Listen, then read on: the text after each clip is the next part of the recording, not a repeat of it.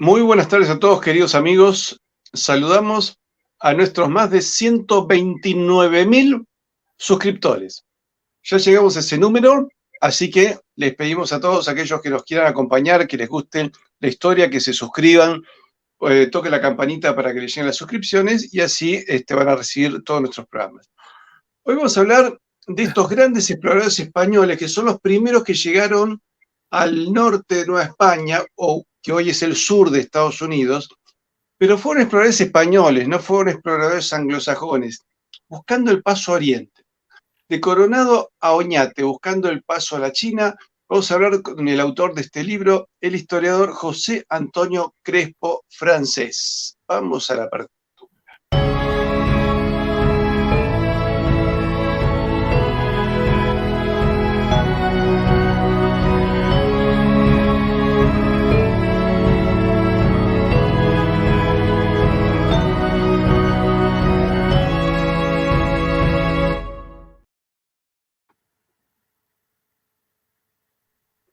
Muy buenas tardes, José Antonio Crespo Francés. ¿Qué tal? ¿Cómo estás? Muy buenas tardes, Patricio. Encantado de estar aquí con mis amigos, con mis hermanos de la Hispanidad, del otro lado del océano y de este lado. Bueno, vos como ves, te recibimos con todas las banderas. La bandera argentina, que son los colores de la Casa de Borbón, la roja igualda, y por acá tenemos la Cruz de San Andrés, la de los Austrias, y un poquitito más acá, a ver si puedo mostrarla, la de Castilla y León.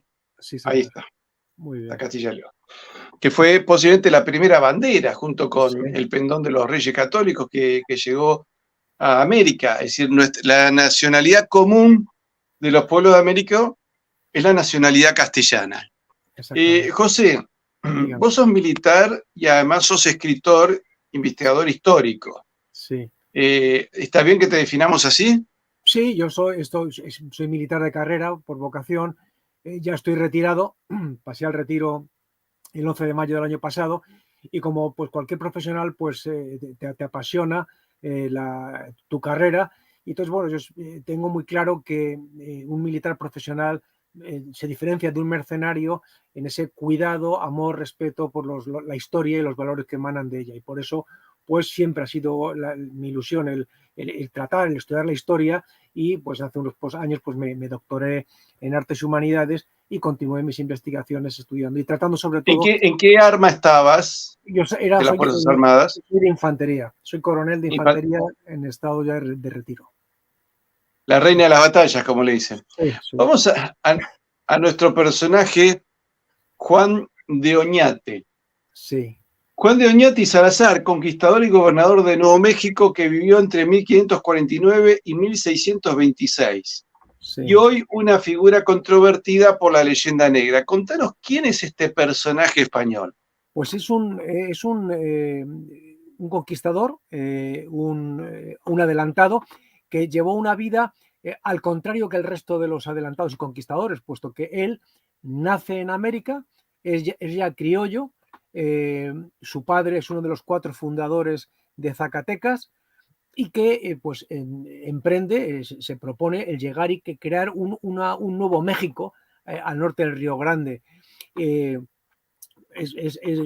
Tiene muchísimos problemas, muchísimas trabas. Hay una serie de exploradores previos hasta que él consigue finalmente poder lanzarse hacia el norte y cruzar esa frontera que no podía cruzar nadie sin previo aviso. De hecho, el que lo hacía pues era castigado, le caía la ley sobre el peso de la ley sobre él. Él realiza esa expedición con unas grandes dificultades, como he dicho, lleva a los primeros colonos al norte del Río Grande, funda San Juan de los Caballeros y posteriormente, bueno, pues sufre ese juicio de residencia que sufrían todos los adelantados gobernadores, virreyes, y es acusado de haberse excedido en el ataque a la población de Acoma en Nuevo México. Y posteriormente, pues tras ese juicio, pues hay una serie de cargos que son levantados, que logra que sea exonerado de esos cargos, y finalmente, dada su experiencia minera, porque era hijo de minero, pues alcanzó el puesto de responsable de las minas y escoriales del Reino de España y realizó diversas inspecciones, diversos estudios por toda España y al final pues murió en la península ibérica ejerciendo ese cargo. Se casó con una nieta de Moctezuma. Exactamente, la hija de Martín Cortés, él, digamos que encarna en sí mismo esa idea del mestizaje, esa idea que justamente por los enemigos de la hispanidad es mirado como una forma de dominio. Yo no sé cómo pueden llegar a esa conclusión, pero sí, yo eso lo he escuchado, que ese mestizaje es acabar con con la cultura indígena, cuando realmente pues, el español es un pueblo mestizo, la propia península ibérica es una fusión de pueblos del norte, pueblos del sur, y nosotros los españoles ya éramos mestizos antes de llegar a llegar a América. Entonces, bueno, él contra ese matrimonio, igual que muchísimos, y tenemos que recordar que justamente ese ennoblecimiento, ese enlace con esa casa imperial mexicana, pues era algo que ennoblecía y enorgullecía al propio Juan de Oñate. De hecho, hemos de decir que se reconoció antes, mucho antes, la nobleza indígena de aquellos que eran tenidos por nobles entre los indígenas, tanto en el virreinato de Nueva España como del Perú, mucho antes de aquellos que lograron la gloria, aquellos que fueron beneméritos de Indias. Ellos fueron reconocidos como nobles. De hecho, ¿quién era el monarca de España en aquel momento? en aquel momento era Felipe II. Felipe II, en el momento de 1598, era Felipe II, pero fallece justamente ese año. Pero toda la preparación de la expedición y la ejecución se hace durante el final del reinado de Felipe II. Y quería recordar una cosa que es muy interesante, que la podemos ver en el Palacio Real. Cuando uno llega al patio de armas, al patio de la armería, y se entra, ve en la altura de la primera planta una serie de esculturas en la cual están están una serie de reyes de España, y justamente en la línea que va de este a oeste, directamente hacia América, en dos ángulos del patio de la armería, se encuentran las imágenes de Moctezuma y Atahualpa. Son los únicos reyes que aparecen coronados con plumas, y que es para integrarlos como parte de la secuencia de reyes españoles, como dos reyes españoles más están allí colocados en el patio de armas. Acá te pongo una imagen del libro, justamente Espías de Felipe II. Sí. Pero vamos sí, porque Felipe II podemos decir que crea el gran servicio de espionaje para oponerse al servicio de espionaje que estaba creando Isabel I de Inglaterra. Vamos a la ruta de Juan de Oñate. Sí, Santa Bárbara era digamos, el pueblo más norteño del virreinato, y ese fue el punto de partida tanto de él como de otras expediciones anteriores. Y él tenía el objetivo de moverse lo más al norte posible, porque hay una cosa que es fundamental que no olvidemos, y es que todas las expediciones llevaban el cometido del virrey de Nueva España de encontrar un brazo de mar. Es algo que se repite continuamente en las ordenanzas, encontrar un brazo de mar que pudiera enlazar el mar del sur, o sea, el océano Pacífico, con el mar del norte, el océano Atlántico. Entonces él se dirige hacia el norte, llega hacia la altura de San Juan y realiza varias expediciones. Una, la cual manda a su sobrino, Juan de Zaldívar, hacia las grandes llanuras, y es el que nos deja su relato, el relato de las vacas de Cíbola. No sé si te he mandado una imagen de un bisonte, que es la imagen que está recogida en el relato, y luego pues se mueve hacia el este para buscar el mar, y llega hasta el Golfo de California. Es muy importante recordar que estas expediciones terrestres, tanto la de Juan de Oñate como la de Coronado anterior, el virrey señala un componente marítimo, una expedición que va por mar y que se le ordena que busque un enlace con esa expedición terrestre. No lo logran, pero eso sí que lo que sí que se consigue es que se va reconociendo el terreno y se va conociendo, puesto que en aquel momento, hasta 1540, pues California era considerado una isla, hasta que no llega el componente naval de Coronado a la desembocadura del río Colorado, pues no se sabía que si era una isla o era una península. A pesar de haberse descubierto con todavía tiempo muy posterior, el siglo XVII, seguiría dibujándose California como una isla. California se la considera una isla. Se la consideraba una isla previamente antes de ir, sí, exactamente. En la época de cuando Cortés emprende las primeras expediciones, California se creen que es una isla. De hecho, Cortés, las expediciones cortesianas, las primeras, él logra la licencia para ir a a la especiería, pero es la idea que tenían, porque la idea que se tenía del globo terráqueo no era exacta, se creía que era mucho más pequeño. Entonces, la idea es que se pensaba que simplemente era un pequeño golfo, un golfo lo que había, y que separaba Asia de América. Incluso se pensaba que estaban unidas por el norte, y cuando en los mapas vemos, por ejemplo, algunas localidades, algunos asentamientos que buscó Tígex, por ejemplo, y Juan Doñate y Coronado, pues están dibujados en esos mapas, pues casi a un paso de Asia, llegando un poquito, caminando más hacia el norte, se encontraron. Se creían que Asia estaba, digamos, pues a una serie de jornadas y que iba a ser fácil, lo cual era imposible, porque había Se encontraron con estos animales, perdóname, ¿no? Exactamente, lo que llaman las vacas peludas. No sé si tendrás por ahí la imagen que te envié del primer dibujo de un bisonte, que lo hace Vicente de Zaldívar, muy, muy bonito, muy interesante, y luego en la historia de Lope de Gómara también se dibuja. Entonces, pues posiblemente al conocer estas vacas peludas, pues les llevaría ese engaño, puesto que los monjes que habían estado en Asia, en el Himalaya, pues también allí conocieron vacas peludas, los yaks. Quizá esa imagen se cruzaría y pensarían que era esa posibilidad de que era mucho más próximo. Quizá se asociaba estas vacas peludas con las vacas peludas que se encontraban en el Himalaya.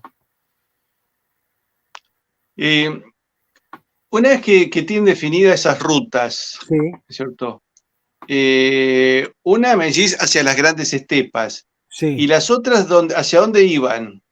Bueno, por la parte central, y irse a lo más hacia el este posible, y profundizar hacia el norte. Como has visto, ahí la que va hacia Quivira. Pero, perdón, y acá veo caminos hacia el oeste también. Claro. Juan Doñate hizo el recorrido hacia el oeste, hacia la desembocadura, hacia el Golfo de California. Él llegó hasta el Golfo de California y fue hacia el Morro. El Morro es ese punto en el cual está muy cerca de Acoma, y en el cual él dejó su inscripción y dejó una grabación en la piedra que dice: por aquí pasó Juan Doñate, en abril de 1590, no me acuerdo mismo la fecha que pone, pero vamos, lo he publicado en el libro, está inscrita su grabación. Entonces mandó expedición, y lo hizo Coronado, también lo hizo, mandó tanto hacia el este como hacia el oeste para tratar de encontrar ese posible paso. Claro, se encontraron con unas inmensas llanuras inacabables, en las cuales, según describen, pues estaban plagadas de decenas de miles de vacas peludas, que cuando, de hecho, hablaban de los indios vaqueros, que son los apaches de las llanuras, que vivían y iban siguiendo a las grandes manadas, y construían su ropa, construían sus cabañas, sus tipis, con la piel del ganado que iban cazando. Recordemos que los apaches no tenían caballos, o sea, No. La caza era a pie. A mí me contaba Alfonso Borrego, le pregunté, ¿cómo cazaban? Y dice, no, los empujábamos hacia un abismo. Exactamente. Se caían al abismo y de ahí se cosechaba lo que se pudiera. Sí. El tema dice que había que hacer un pozo atrás nuestro, porque dice, mis antepasados los corrían hacia el abismo, pero no todos los bisontes se caían. Algunos pegaban la vuelta, se le venían encima. Entonces teníamos que tener un pozo donde se metían mis antepasados para que le pasen por encima y poder salvarse. Hasta que son con los españoles, que les dan el caballo y luego incluso armas de fuego. Sí. Aprenden a cazar bisontes con armas de fuego. Claro, fue una relación.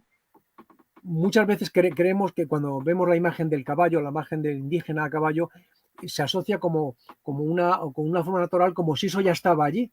Realmente el caballo llegó en 1598 por el oeste, y en 1565 por el este con Pedro Menéndez de Avilés, y se integró completamente en la cultura indígena.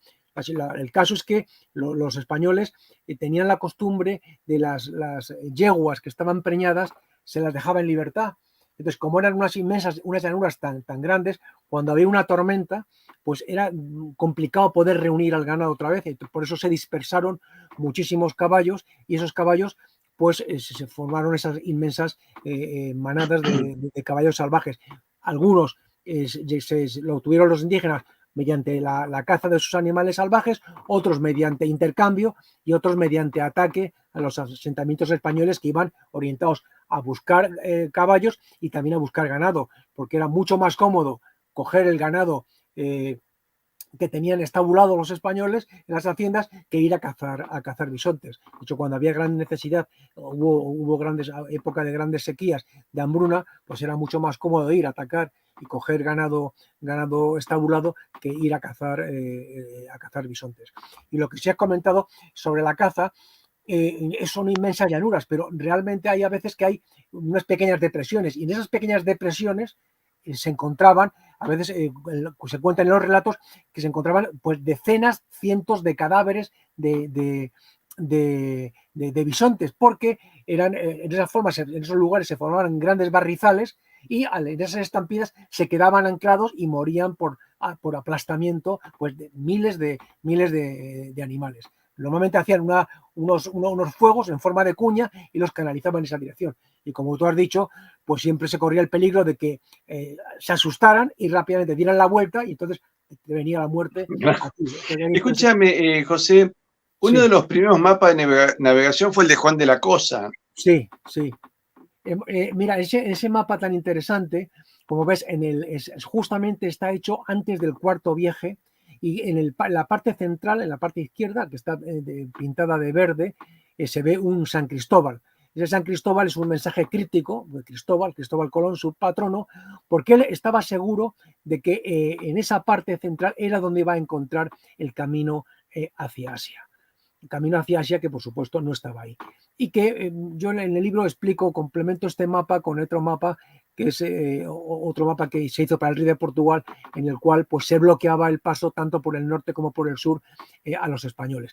Y hay un punto interesante que creo que he estado comentando contigo antes, esa línea vertical que está ahí, que hay quien dice que es la línea de Tordesillas, pero realmente hay un investigador ya fallecido, el capitán de navío Cerezo, que hizo un estudio muy interesante, porque a mitad de camino ocurrió un evento muy interesante que Colón no supo interpretar.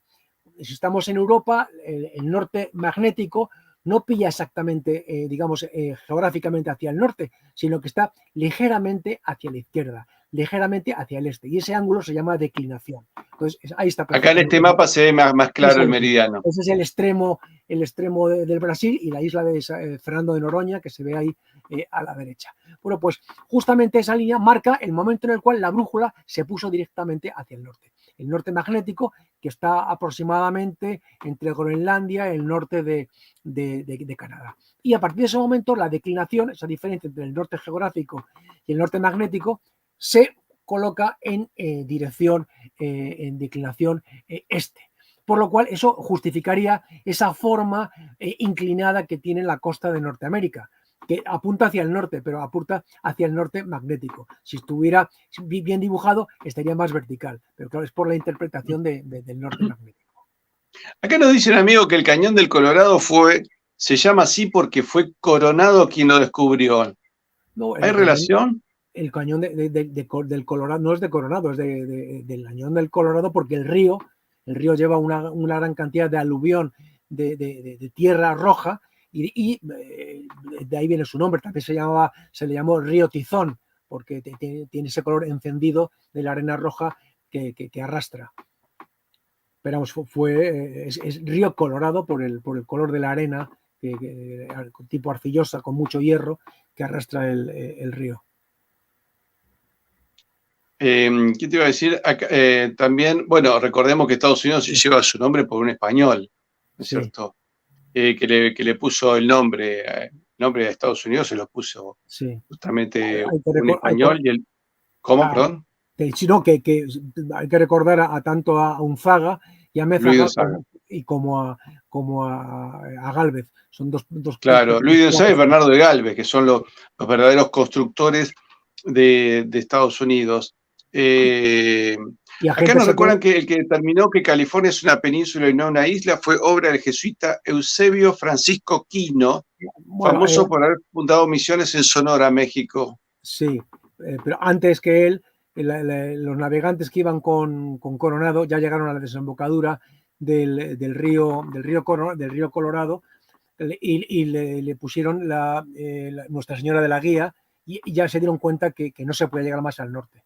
De hecho, la expedición de Coronado se metieron con el barco hacia el norte y llegaron a penetrar hasta la unión del río Gila con el río Colorado, y dejaron un mensaje en una tina de barro que fue encontrado por el elemento de retaguardia de la expedición de Coronado, el sargento Melchor Díaz, que se encaminó hacia el oeste y encontró esa señal que habían dejado allí el barco que ascendió por el río. Vamos a la expedición española, el Septentrión Novohispano, siglo XVI. Sí. Porque algunos dicen, son los primeros que descubrieron, caminaron por tierras de Estados Unidos. No, caminaron por tierras de Nueva España, que luego, en la guerra de México, ya el México independiente es el que pierde la soberanía. España no había perdido la soberanía en estas tierras. No, por el Tratado de Guadalupe Hidalgo, pues esa parte, yo por eso me gusta hablar, y lo digo, hablo en el septentrión novohispano. Para el anglosajón es el suroeste, para ellos es el suroeste. Ellos hablan de esa parte, digamos, colateral que tiene allá al fondo, abajo a la izquierda, que es el suroeste. Pero debemos de tratarla desde el punto de vista de la hispanidad como el septentrión novohispano. Que es, digamos, ese ensanchamiento que se hizo hacia el norte por orden virreinal. Yo una cosa que pretendo remarcar es que esas expediciones no fueran expediciones que iban, digamos, de aventureros que iban a lo loco, sin ningún tipo de organización, sino que se iban coordinando, y cualquier fracaso pues iba recogiendo una serie de información y que luego iba siendo aprovechado por los posteriores. Hay, por ejemplo, en el mapa en el cual el primer mapa que se pinta de América, que parece independiente, que parece el mapa de Vespucho, creo que te lo he mandado, pues se ve una Norteamérica muy estrechita, muy pequeña, que se creía que se podía cruzar tanto por el norte como por el centro, pero poco a poco las expediciones van recogiendo la inmensidad auténtica que tenía América. Ahí en morado puedes ver la expedición de Hernando de Soto, que podía haberse encontrado posiblemente con la expedición de Coronado, pero no llegaron a encontrarse. Hubiera sido interesante que se hubieran encontrado, porque se hicieron simultáneamente en el tiempo.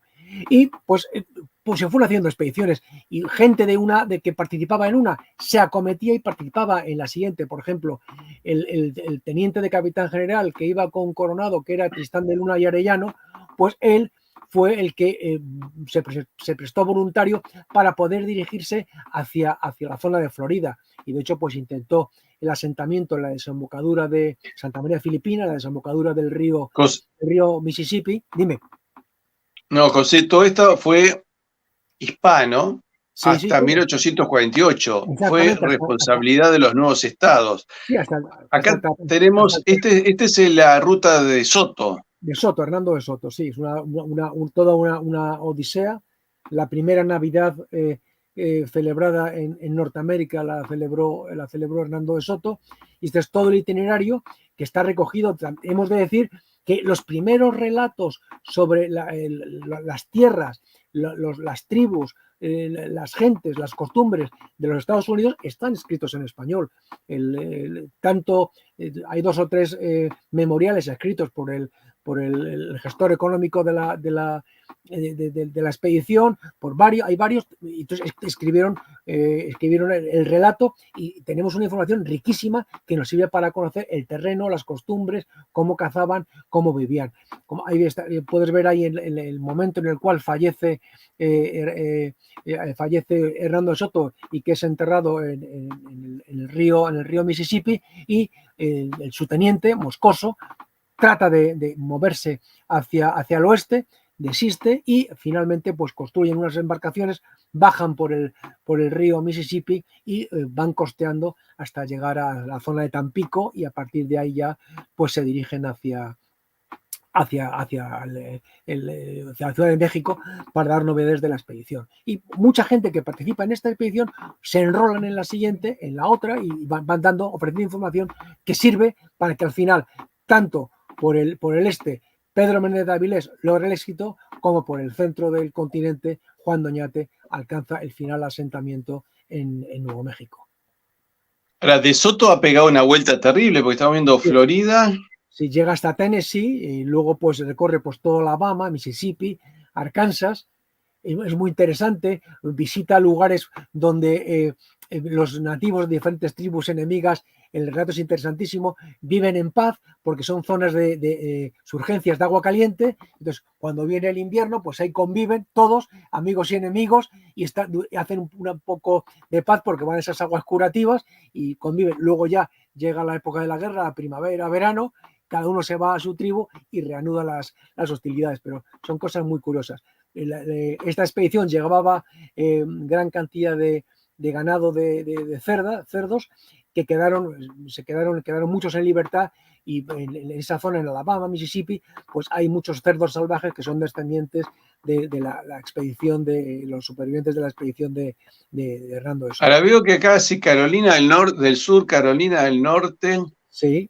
Tennessee, Alabama, sube hasta Missouri, Arkansas. ¿Y dónde terminó de Soto? Pues justamente al sur de Arkansas es cuando él muere, sobre el río Mississippi. ¿Qué le ocurrió? Bueno, pues tú tienes enfrentamientos, una serie de enfrentamientos, él está mal herido y al final muere. Tiene a lo largo del recorrido, pues él tiene la suerte de encontrar a un español que había sido superviviente de naufragios y actúa como intérprete, como lengua que se llamaba, y encuentra tribus que son pacíficas, pero también encuentra otras que son bastante aguerridas, y él tiene enfrentamientos. De hecho, pues a él, cuando lo entierran, para que no se enteren que ha muerto, lo hunden en un tronco y lo meten en la profundidad del río, para que no sepan que ha muerto, porque temían que realmente sentían temor hacia su figura. Era un hombre muy enérgico, de hecho, pues hay detalles quizá algo brutales, porque cuando él daba orden de que no se propasaran que no hubiera robos, que no se propasaran con los nativos, y de hecho pues hay un momento en el cual pues se recibe una denuncia de que han robado en un poblado indio, y a los responsables de haber robado les corta las manos sin ningún tipo de contemplaciones. Era drástico, ¿no? Sí, bueno, eran épocas drásticas. Sí, es así, es que no podemos tampoco juzgar esos comportamientos digamos, con eso que se llama ahora presentismo, y juzgar, pues era brutal, tal. Brutal eran unos, eran otros. Si hablamos de la guerra en Europa, cuando a mí me hablan de que por ejemplo, que Juan de Oñate ordenó cortar el pie derecho a los que no se rindieron en Acoma, bueno, pues yo puedo decir que posiblemente les cortaron las partes delanteras de los dedos de los pies para que no pudieran correr, pero al tener las manos libres podían seguir trabajando en el campo. En Europa, en aquel momento, cuando se capturaba a un arquero o a un ballestero, se le cortaban los 3 dedos de la mano, o los 2 dedos. ¿Qué ocurría con eso? Que ese hombre estaba condenado a morir de hambre, pues, o a la mendicidad, porque a partir de terminar el combate era inservible para cualquier tipo de trabajo manual. O sea, la idea de la guerra era muy diferente a lo que tenemos hoy día. Acá le quiero contestar a Rebeca, que es una peleadora típica que tenemos. Dice, un español propuso el nombre de USA, lo cual los que le pusieron USA fueron los americanos, lo cual es diferente. Lons, a ver si aprendes a hablar. Bueno, Rebeca, a ver si aprendes a escribir.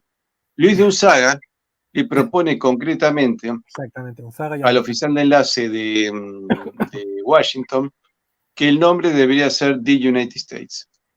Y a raíz de su propuesta se decide ese nombre. También es el que les dice qué moneda tienen que usar.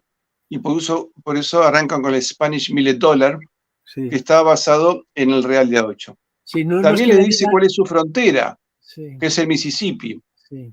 Y también le consiguió el tratado de paz con el príncipe de Gales, que es el que firma el tratado de paz, reconociendo a los Estados Unidos como un país independiente. Así que, Rebeca, antes de corregir mi historia, pensalo bien, porque ya hice varios programas sobre Luis de Unzaga, sí, con el Instituto, además, Unzaga y Amézaga, con el profesor Cazorla, y sí, que nos ha relatado exactamente cómo fue toda la historia de Luis de Unzaga, que además, bueno, Bernardo de Galvez, una figura también acá, que fue descubierta también dentro del mundo de la historia por el doctor Julio Carlos González en la Argentina.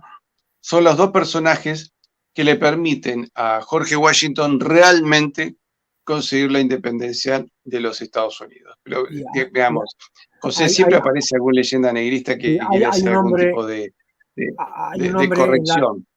hay un hombre en la, Escúchame, digo que sí, hay un hombre te escucho, perdón.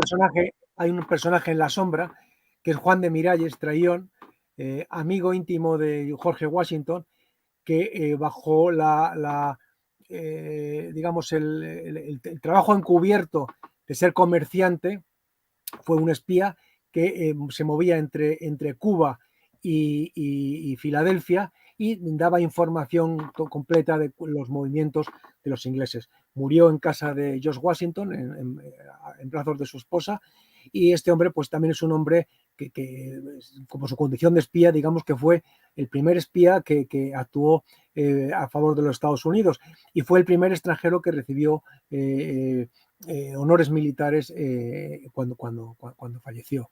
Y sobre lo que has comentado antes del Sí, dólar, yo diría que no es que se impuso el dólar, no, es que los norteamericanos no tenían plata, claro. y para el comercio la plata la tenían a pocos cientos de kilómetros, la tenían en México. Entonces, por eso, cuando se crea la primera moneda, el dólar mellado, el dólar de los pilares, ese se convierte en el primer respaldo. De hecho, en los primeros billetes, lo que se ve en la parte de la derecha son pues 5 monedas, 5 reales de 8, 5 dólares. Poco a poco, según van ellos encontrando plata, empiezan a colocar un águila, ya el águila del dólar, pero detrás aparece siempre el dólar mellado. Siempre es el respaldo en plata. Hasta ya finalmente, pues ya se deja ese respaldo, pero fue, digamos, la primera moneda que se empleó en los Estados Unidos de circulación, exactamente. Sí, por eso los primeros dólares tenían esta imagen al costado, ¿cierto? La ponían al costado. Escúchame, hemos hablado de la expedición de Soto, tenemos la de Cabeza de Vaca también. Sí, sí. Bueno, esta es otra brutalidad digamos, brutalidad por lo tremendo, que yo creo que debería ser, que debe haber algún cineasta hispanoamericano que se atreviera a escribir sobre este tema, porque yo cuando vi la película anglosajona, Un hombre llamado caballo, y por qué a nadie se le ocurrió esa película que hemos visto todos de niño, cómo a nadie se le ocurrió reflejar la expedición de Narváez, ese fracaso cuando desembarcan en la bahía de Apalache y poco a poco van muriendo, van construyendo unas barcas, unas penalidades tremendas y al final pues son 4 hombres, Cabeza de Vaca y sus 3 compañeros, los que al final actúan como médicos, actúan como hechiceros, actúan como esclavos, e imponen las manos, tienen la suerte de que se salvan la vida más de uno y los toman por brujos y hacen un recorrido impresionante que dura nada más y nada menos que 8 años hasta llegar a México y contar ese relato.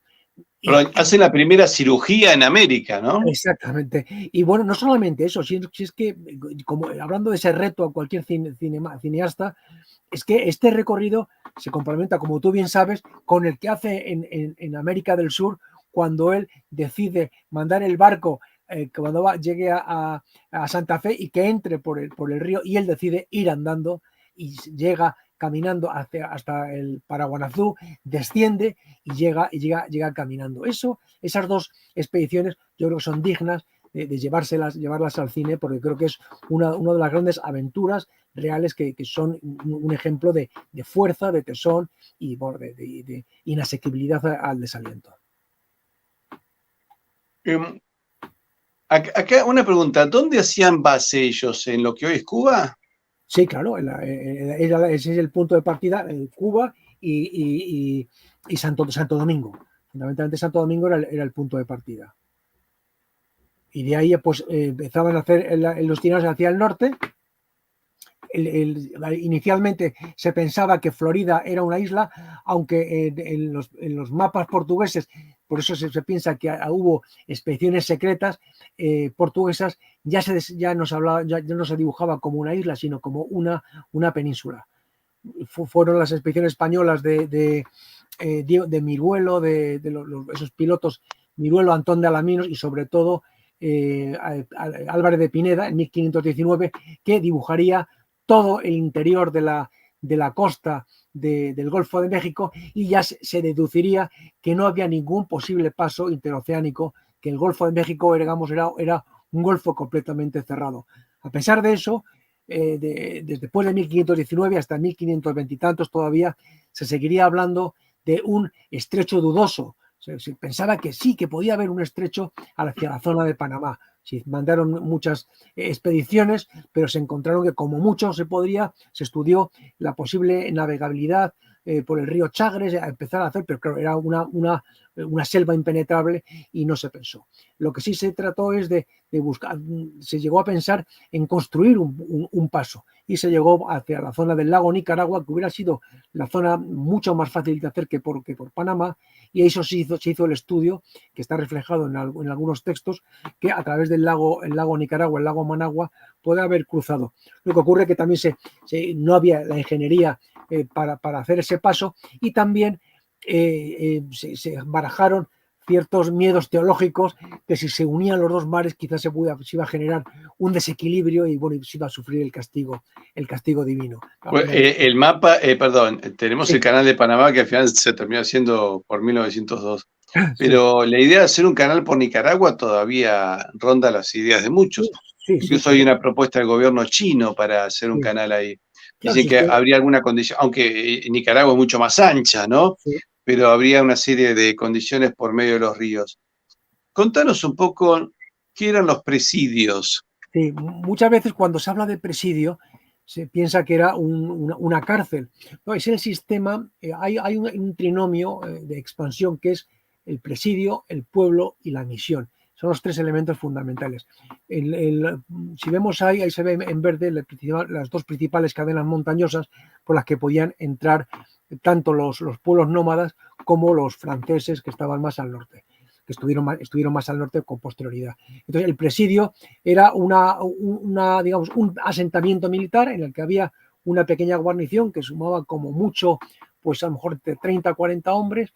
Cada hombre tenía 3 caballos y una mula para largos recorridos, y se dedicaban a hacer itinerarios para tratar de localizar partidas de elementos nómadas, sobre todo nómadas, para que atacaban los asentamientos de los pueblos ya cristianizados, de los pueblos que se dedicaban a la agricultura, que estaban sedentarios, y para poder prevenirlos. Hubo varias inspecciones y organizaciones, son famosas las de la inspección de Pedro Rivera, y del brigadier Pedro Rivera, y la del marqués de Rubí, que lo que trataban era de hacer un mejor estudio para con el menor número de personas poder dar una mayor seguridad. Entonces, había un enlace mutuo y había una serie de partidas, unidades volantes, que se movían entre presidios para poder generar cierta seguridad. A pesar de eso, bueno, pues era inevitable que pues de repente se presentara una partida de 200, 300 nativos que atacaran una serie de zonas y se llevaran pues 300, 400 caballos. Era algo relativamente normal. Pero bueno, para eso los soldados de Cuera se movían y generaban esa seguridad hacia tanto las misiones, que estaban justamente ahí sentadas, y cuando había una zona de momento de peligro, pues se refugiaban dentro. Eran muy chiquititos. Yo los vi algunos en el barranco del río, en el Río Grande, pues que no tendrían más de 30 metros de lado, que ahí cabían 10, 12 hombres, 13 hombres. Me refiero en concreto al presidio de Robledo, donde nació el famoso general Eisenhower, era hijo de un teniente de caballería, y nació en el presidio de Robledo, un antiguo presidio español. Una pregunta, hay unas construcciones de viviendas muy particulares en esa zona. Sí, en una conferencia empleo esta imagen porque hablo del mito como motor de exploración, y hablo que, bueno, en el itinerario que hicieron de este a oeste, Coronado Cabeza de Vaca, pues encontró una serie de viviendas, pues por ejemplo, en la parte de la derecha arriba ves un hogan abajo, en la parte de la izquierda abajo pues hay una vivienda timucúa, una casa Cheyenne, una casa cadoana. Entonces, ese tipo de repente van por el itinerario y van viendo este tipo de casas y llegan a la zona del Colorado, a la zona de Mesa Verde, y se encuentran algo como lo que está puesto ahí en la parte de la izquierda. Entonces yo llego a la conclusión de que posiblemente el ver esas construcciones, y además en ese momento estaban abandonadas, me refiero a esa, a Pueblo Escalante, Pueblo Bonito, y ellos rápidamente se les iría a la mente a algo similar que había en España. Les pongo ahí la parte de la derecha abajo, eso es el monasterio de San Juan de la Peña en Huesca. También puede haber puesto la imagen de Asturias, de la Virgen de Asturias. Entonces, cualquier español que se hubiera movido en España y hubiera visto estos monasterios hechos en la roca, que los hay también en Palencia, los hay en la provincia de Burgos, al llegar a América y ver esto, pues la mentalidad les llevaría a pensar en ese famoso mito de las 7 ciudades de Cíbola.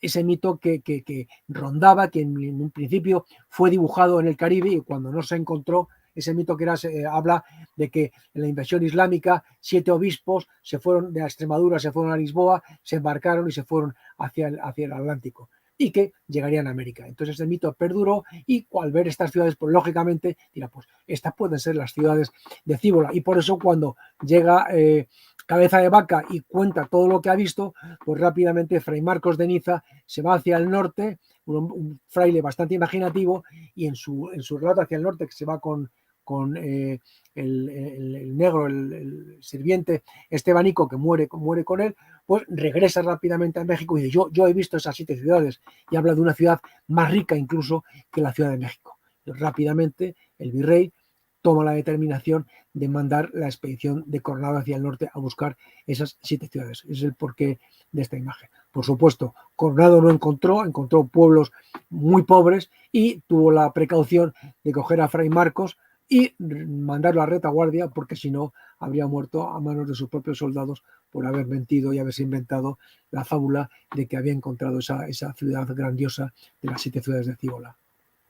José, el otro problema eran el comercio desarrollado por los galeones, sí, y los amigos de lo ajeno, los piratas. Sí. ¿Cómo era este problema, estas rutas, entre las rutas de los galeones y los centros piratas? Sí, hay una cosa muy interesante, es cuando se descubre la corriente del Golfo, como entra por las pequeñas Antillas, recorre el Golfo de México y sale por la Florida hacia el Atlántico, pues eso facilitó el movimiento. Pero claro, facilitó el movimiento de los españoles, pero también facilitó el posicionamiento de piratas y corsarios. Por eso, pues en esa entrada por las Antillas Menores, rápidamente, pues en la zona de Curazao se establecieron los holandeses, la zona de Bluefields, la zona de Belice y Laguna de Términos, y Jamaica, y sobre todo a la salida la isla de Tortuga, lugares desde los cuales simplemente era ponerse al acecho y esperar a esa corriente de los galeones que llegaban a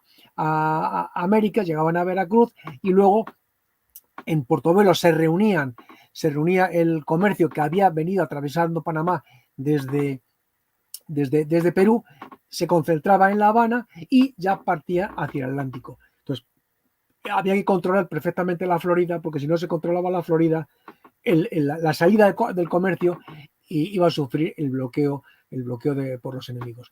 Por eso, Juan Doñate, uno de los proyectos que tenía, era poder encontrar desde el norte de Nueva España, desde Zacatecas, un itinerario terrestre, lo hemos visto antes en uno de los mapas que has puesto, para poder llegar algo más al norte de la península de la Florida, hacia la zona de Santa Elena, y poder crear un comercio terrestre, que no se logró, pero se reconoció el terreno, para llegar y embarcarse directamente en la costa del Atlántico y poder ir hacia América. Por eso Pedro Menéndez, una vez que se estableció en San Agustín en 1565, al año siguiente se fue dirigiendo hacia el norte, fundó Santa Elena, y desde Santa Elena mandó durante 2 años al capitán Juan Pardo para atravesar los Apalaches, hizo una serie de reconocimientos, pero tenía poco personal realmente, y cuando los ingleses atacaron San Agustín tuvo que replegarse hacia el sur y desistir. Pero la idea era haber buscado un camino terrestre que desde Santa Elena, al norte de la Florida, en Carolina del Sur, pudiera unirse con... Ahora vamos a ver los caminos del norte. Mientras, ya saben, como tenemos que pelear contra los piratas ingleses, los invitamos a colaborar con nuestro canal que lo puedan hacer también por el Super Chat, y de esa manera nos ayudan muchísimo a continuar con nuestro trabajo. Lo pueden hacer ahí entrando en comunidadhispanista.com o también pueden ayudarnos en el Super Chat. El tema también era tratar de llegar por el norte. Sí. Entonces tenemos algunas visiones. Se quiso llegar por Terranova. Claro, claro. Mira, Pedro Menéndez de Avilés, cuando en 1565, cuando está en Cuba y va a emprender la acción sobre la Florida, tiene una conversación interesantísima con un personaje que es el padre Urdaneta. El padre Urdaneta acababa de encontrar el tornaviaje, había venido desde Filipinas, se había presentado al virrey y venía de viaje ya a la península para explicarle al emperador que había hecho la vuelta desde Filipinas. Y habla con Pedro Menéndez de Avilés. Y entonces le comenta en el texto que lo he publicado, que le dice que si él, yendo por la costa del Atlántico hacia el norte, puede encontrar un paso que una los dos océanos, será mucho más cómodo la comunicación con Asia. Por eso, precisamente, cuando Pedro Menéndez de Avilés funda en 1565 San Agustín, tiene la idea de avanzar hacia el norte en ese movimiento de frontera, como se hacía en la Reconquista en España, establecerse mucho más al norte, llegar hacia la bahía de Santa María, la bahía de Chesapeake, y poder seguir avanzando. Lo que ocurre es que no se pudo proseguir porque San Agustín peligraba ante los ataques ingleses. Pero hubo portugueses como los hermanos Cortés Real y luego muchas expediciones como la de Martin Frobisher, muchos ingleses que intentaron buscar ese paso. Lo que ocurre que en esa época, según los expertos climatólogos nos dicen, sucedía lo que se conoce como la pequeña edad de hielo, y por eso se perdieron tantísimas expediciones buscando ese paso desde el Atlántico, porque posiblemente la entrada del mar de Baffin entre Terranova y Groenlandia estaría cubierta por hielos perpetuos. Ahí lo tienes. A ver, explícanos este mapa, José. Sí, este mapa posiblemente en el siglo XVI, la parte nevada que se ve arriba, eso es el extremo sur de Groenlandia, y la altura de la A de Atlántico, eso es la isla de Baffin, y penetra esa línea que es continua, que es el paso hacia la tierra de Ellesmere y el Nunavut, y pasar hacia el océano Ártico. Eso prácticamente ahora se puede hacer, pero en el siglo XVI seguramente desde la propia entrada estaba bloqueado por hielos perpetuos. De hecho, hay una expedición pesquera que va a Islandia, que queda atrapada en el norte de Islandia, la de Martín de Villafranca, y que son asesinados por los islandeses, puesto que los islandeses tenían prohibido que nadie extranjero pasase el invierno en Islandia. Entonces, pues porque la parte del norte de Islandia estaba unida al casquete, se unió ese invierno al casquete polar. Entonces, si Islandia se quedó unida, posiblemente Groenlandia y Mar de Baffin estaría cubierto. Y luego las expediciones que se arriesgaron a entrar en la bahía de Hudson, es probable, bueno, hubo muchas intentonas, la bahía de Hudson se creía que pudiera unir con el Pacífico, se descubrió de que no, pero luego hacia el norte, hacia la isla, hay un pequeño estrecho, el estrecho de Fari y Ekla, y eso tiene unos 2 kilómetros de ancho y posiblemente ahí habría un muro de 30-40 metros de hielo, con lo cual cualquier intentona de pasar por esa zona que he puesto con línea de puntos hubiera sido imposible. Ya en el siglo XIX, por eso pues se pudo lograr, puesto que el clima había cambiado, y no, por supuesto. Ellos son exploradores canadienses, ¿no? Sí, exploradores anglosajones que atravesaron, y noruegos que atravesaron por el paso, ese paso del noroeste. Por el Pacífico lo intentarían tanto ingleses como españoles a lo largo del siglo XVIII, tratar de buscar ese paso por el Pacífico. Juan Bautista de Vos que hablaste de Islandia. Sí. En Islandia hubo hasta no hace mucho tiempo atrás una ley que autorizaba a todo islandés a matar a un vasco. No es así. No es así exactamente. No, era una prohibición que cualquier extranjero que fuera a pescar no podía invernar allí. No podía invernar allí, ¿por qué? Porque con el río son pocos. Si te quedas allí, te asientas allí, pues es muy probable que surjan problemas, que busques una pareja, en fin, que haya conflictos, porque irlandeses eran muy pocos. Entonces, la prohibición era que no podías quedarte a invernar. Entonces, Martín de Villafranca, que fue el caso que he contado hace un momento, quedó aislado en el norte de Islandia porque la banquisa bloqueó los barcos y automáticamente el gobernador de Islandia decretó que había que matar a todos los españoles que había allí, que eran vascos, el barco de Martín de Villafranca. Sobrevivieron media docena, que al final robaron un barco y cuando hubo buen tiempo pudieron retornar a España. Pero decís que no quedó como ley el derecho a matarlos? no, es que la ley era que prohibía que cualquier extranjero se quedara, podías ir a pescar, pero no podías quedarte allí a vivir, a pasar el invierno.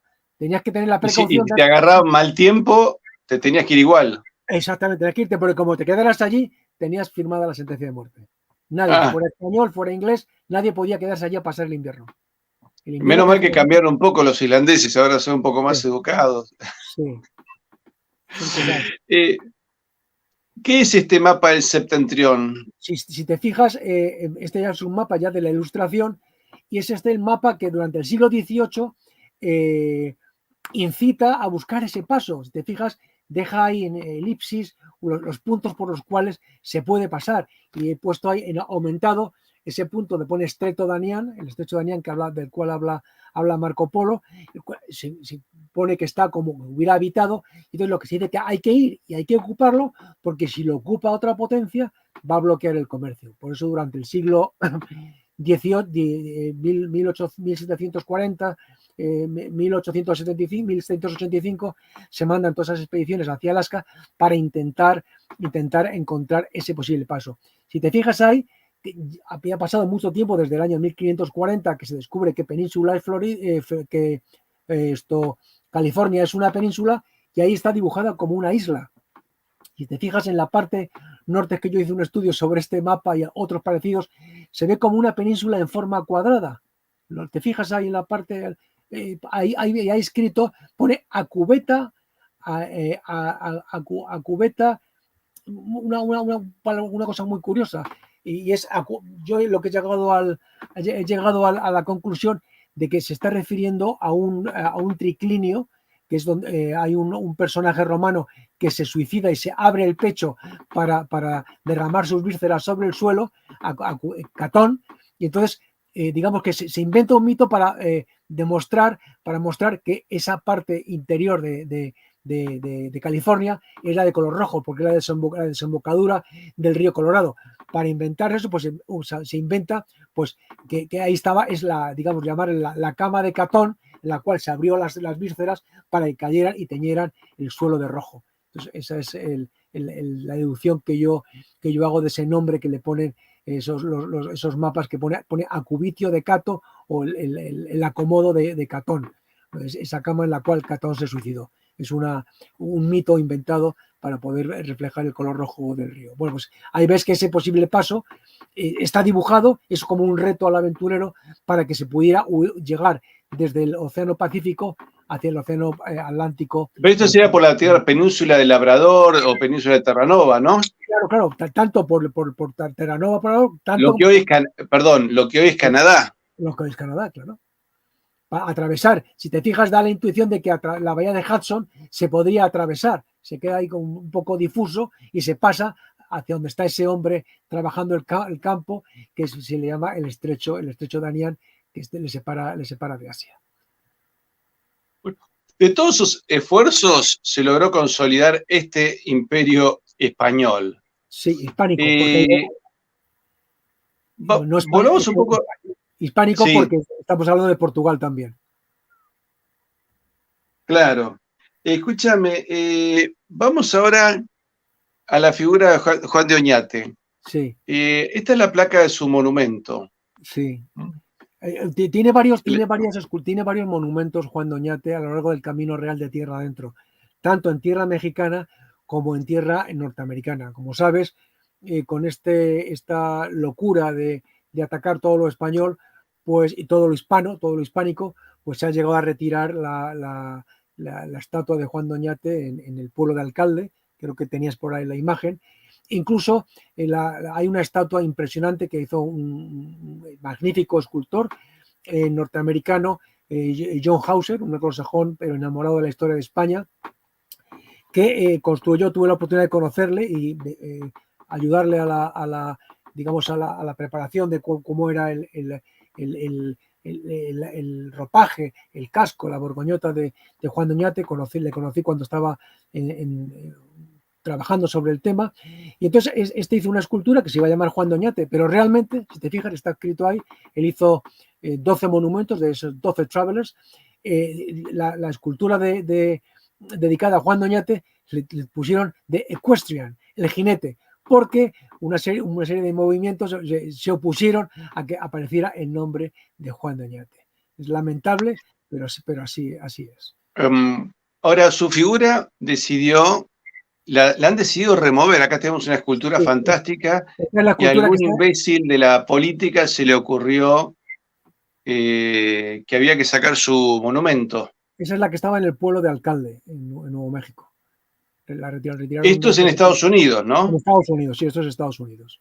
Si te fijas, lo que es, estas dos personas que están atrás están apoyadas sobre un muro de adobe, que es la típica construcción nuevo mexicana, herencia de los españoles, que hecha con barro. Escúchame, perdóname, encontré lo de la historia esta. Islandia derogó una ley que permitía matar vascos que pusieran el pie en su territorio. En septiembre de 1615, un comisario islandés dio la orden de matar a 32 balleneros guipuzcoanos que habían naufragado frente a la costa del país. La orden fue anulada el 22 de abril del 2015. O sea, se tomaron su tiempo. Claro, la ley había sido puntual, pero no quiere decir que no pudiera seguir siendo aplicada. Claro, así que alguien descubrió que existía la ley. Claro, a ver si todavía los vascos no quieren venir a hacer turismo por acá. Bueno, de todas formas, he de decirte que hay una tradición islandesa. Cuando hay un islandés de piel blanca, pero que tiene pelo negro, que los hay, dicen que es fruto del emparejamiento de un vasco que en los 6 meses de pesca se buscaba alguna pareja en Islandia. Eso también se dice en Islandia, que todos los islandeses que tienen pelo negro son descendientes de vascos españoles. Acá nos dice con sentido de humor, pobre España, no tuvo infancia porque nació grande. Bueno, algo es así en nuestra historia. Sí. José, realmente la obra de estos adelantados ha sido extraordinaria. Por eso me da mucha pena esta última imagen. Vamos a sacarla. Vamos a recordar un poco la imagen de Juan de Oñate. Este dibujo para cerrarnos. Por Chávez. Lo hizo un gran amigo mío, un hispano de Nuevo México, llamado Chávez, que fue el que escribió este libro y esta portada. El escudo tiene un árbol de sinople y un zorro, posiblemente. Un lobo. Es un lobo. ¿Un qué, perdón? Es un lobo. Un lobo. Sí. Un poco escuálido. Cerrarnos un poco, hacenos una defensa de este hombre. ¿Por qué debemos seguir recordando a Juan de Oñate? Bueno, es como todos, yo no conozco el caso de ninguno que al final obtuviera la riqueza, la fama. Él empleó toda su fortuna personal. Digamos que fue uno de los primeros millonarios de América. Su padre es uno de los 4 fundadores de Zacatecas, y toda su fortuna la empleó en preparar, porque cuando uno hacía el asentamiento para una exploración, firmaba un contrato y él debía de aportar una serie de cosas y el rey aportaba otras, pero él aportaba la mayoría. Como digamos que no obtuvo todo lo que quiso, lo que pretendía obtener, pues realmente pues todo fue a pérdidas. Al final el título de adelantado no pudo heredarlo su hijo, al final fue juzgado en España y al final lo perdió todo, aunque luego fue reconocido. Son personas que dieron toda su vida desde el principio hasta el final, y él ya anciano pues logró la compensación de que ingresó como caballero de la Orden de Santiago. Digamos que obtuvo esa compensación, se la habló al rey, a Felipe III, de que él había obrado bien, en fin, y muchas de las causas por las cuales fue acusado fue absuelto. Pero realmente pues es un hombre de su época, como tantos otros, y que por supuesto no obtuvo ningún beneficio, porque todo fueron pérdidas. La mayoría de los adelantados al final no alcanzaron. El siguiente pudo hacer algo más, el sucesor gracias a todo el esfuerzo de él, pues el siguiente, don Pedro de Peralta, pudo fundar Santa Fe. porque hay gente que se achaca erróneamente a la fundación de Santa Fe en Nuevo México a Juan Doñate. No, él no funda, él funda San Juan de los Caballeros, que es donde se hace el famoso, la famosa Acción de Gracias en septiembre de 1598.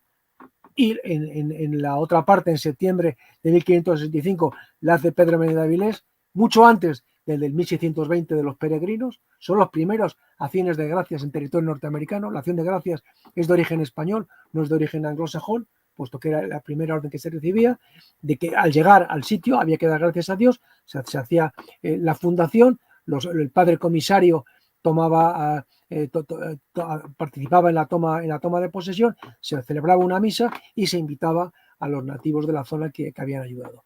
Yo creo que si eliminamos esto, estamos eliminando nuestro futuro, que es lo que tratan los enemigos de España, los negros legendarios, tratar de buscar, digamos que todo aquello fue negativo. España lo que trató de llevar fue lo mejor para ellos, lo mejor que tenía España, darlo y entregarlo allí. No mandó lo peor ni mandó la hez social a poblar aquel territorio. Mandó gente preparada, gente que sabía leer y escribir y, por supuesto, mandó a las familias. Una persona que va a masacrar, que va a asesinar, no va con su familia para fundar una población. De hecho, tenías que mandar buenos navegantes, tenías que mandar constructores, se mandaron juristas, se mandaron sacerdotes que hicieron las primeras gramáticas aborígenes, has tocado un que punto adelantadas a muchas gramáticas europeas. Has tocado un punto muy importante, que es el tema legislativo. Se legisló para todos, las leyes de Indias afectaban a todos. Hay una gran diferencia entre el asentamiento anglosajón y el asentamiento hispánico. En España se hicieron una serie de leyes, que son las leyes de Indias, que iban evolucionando, iban buscando la mejor gestión del territorio y de las personas. En cambio, el asentamiento anglosajón, ¿qué es lo que hacía? Formó una serie de compañías comerciales, esas compañías comerciales en las cuales el propio rey era un socio capitalista que obtenía beneficios, y en compensación esas compañías comerciales podían ejercer su poder, su propia ley, con su propio ejército, y el rey no decía nada. Ellos podían hacer y deshacer. De hecho, eso ocurrió tanto en la costa norteamericana como en Asia. Se provocaron grandes hambrunas por generar monocultivos que destruyeron la producción para obtener cosas que se querían para Occidente, y hubo miles de muertos en la India por culpa de esos monocultivos. Entonces, yo creo que la diferencia es clarísima. Unos establecieron leyes, establecieron universidades, establecieron centros de formación para todos, sin distinción. En cambio, los otros fueron las élites los que llegaban y los que pues no se preocupaban en los que había en el territorio. Otro ejemplo clarísimo lo tenemos con la medicina. Los primeros hospitales los fundaron los españoles. Cuando se descubrió la vacuna de la viruela, que la descubrió un inglés, Jenner, no se le ocurrió al rey de Inglaterra mandar la vacuna por todo el mundo. Se le ocurrió al rey Carlos IV de España, que había tenido esa enfermedad en su familia. Y que sabía que algo útil iba a ser, ¿no? Claro. Y recordemos a Isabel de Senda, la primera gran enfermera. ¿Esta es la tapa de tu libro? Esta es la tapa del libro, sí, señor. Es un libro, la pintura está dibujada por Augusto Ferrer Dalmau y representa a la expedición de Coronado pasando por el cañón de Chelly, donde hay una hermosa pintura indígena sobre una roca en la cual se ven precisamente una expedición de jinetes con sus morriones, con sus lanzas, y están grabados en la piedra. Digamos, el que vio esto, como no tenía su cámara fotográfica, en la piedra dibujó la gran caravana. Así es. Te agradezco muchísimo, José Antonio Crespo Francés, que hayas participado con nosotros, porque realmente has hecho un programa muy enriquecedor. Nos vamos con 2 avisos. Sí. Los cursos de latín del profesor Pierpaoli dan inicio ahora el 5 de abril por modalidad a distancia. Entren a info@comunidadhispanista.com. Y a aquellos que quieran tener las tazas de Comunidad Hispanista, hicimos nuevos modelos con la Cruz de Borgoña, ayer 1492, hoy 2023, hoy Hispanidad Unida. Así que ya saben, la pueden pedir en Comunidad Hispanista y ahí arreglamos para que lleguen a su casa. José Antonio, te agradezco muchísimo. Hemos disfrutado de toda una aventura en una hora y vaya nuestro homenaje a Hernando de Soto, a Coronado y a Juan de Oñate. Y a Oñate, y a no sé cuántos más podríamos nombrar, ¿no es cierto? Sí, no, de hecho, en el libro menciono muchas más. Hay pequeñísimas expediciones formadas por un capitán y 11 soldados, pero que todos tenían esa misión de encontrar ese posible paso que pudiera navegarse de este a oeste o de oeste a este por el norte. La gente que quiera comprar tu libro, ¿cómo puedo hacerlo? Pues yo creo que estoy seguro, en Amazon se encuentra el libro a disposición. Perfecto, a entrar en Amazon y a comprar de Coronado Oñate, buscando, vamos a ponerlo nuevamente, de Coronado Oñate, buscando el paso a la China de José Antonio Crespo Francés. Te agradezco muchísimo que nos hayas acompañado y hacernos recorrer todo este mapa enorme y habernos hecho disfrutar de lo que es la gran historia de España. Entonces, un fuerte abrazo. Un abrazo muy grande para todos vosotros. Muchísimas gracias. Entonces, ustedes, queridos amigos, si les gustó el programa, pónganle me gusta, suscríbanse, toquen la campanita y además compártanlo con sus amigos, sobre todo con sus amigos hispanoamericanos que quieran sentir orgullo de su pasado español y los españoles, todo español debería pasarle este canal a sus amigos españoles para que sepan realmente cuál ha sido la grandeza de España. Como dijo, hay una amiga, pobrecita de España, nació grande, no tuvo infancia. Bueno, algo de eso podemos decir. España nació grande y nació con destino de grandeza. Y de esa grandeza abrevamos los pueblos de América, los argentinos también. Muchísimas gracias a todos. Suscríbanse y compártanlo con sus amigos. Muchísimas gracias, José Antonio Crespo.